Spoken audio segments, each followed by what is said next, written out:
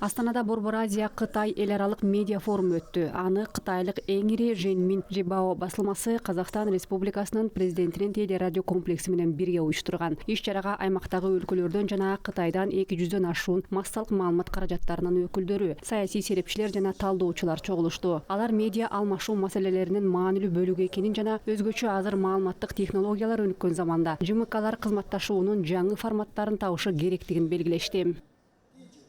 Проект «Один пояс, один путь» – это не только инфраструктура. Бир алкак, бир жол демилгеси инфраструктура жана экономикага гана тиешелүү эмес. Бул адамзаттын жалпы тагдыры идеясына негизделген философия. Ал эми бул идея бизге өзгөчө жакын. Биз улуу жибек жолунун мураскерлерибиз. Бүгүн товарлардын эмес, идеялардын, маанилердин жана ишенимдердин байланышы тууралуу сөз болуп жаткандыгы символикалуу. Анткени мамлекеттер ортосундагы чыныгы жакындык адамдардын түшүнүүсүнөн жана өз ара кызыкчылыктарынан башталат. Бул жараяндарда массалык маалымат каражаттарынын ролун баалабай коюуга болбойт.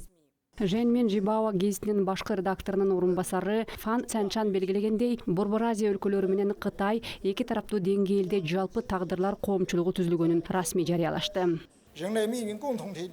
Адамзаттын жалпы тагдырынын коомчулугу идеясы бара-бара глобалдык консенсуска жана жалпы баалуулукка, кубаттуу кыймылга айланып баратат. Бул концепция регионду эки тараптуу жана көп тараптуу форматта биринчи жолу камтыды. Региондун толук камтылышы тараптардын кызматташуунун жогорку деңгээлине жана сапатына жетишүүгө болгон чечкиндүүлүгүн жана умтулуусун чагылдырат.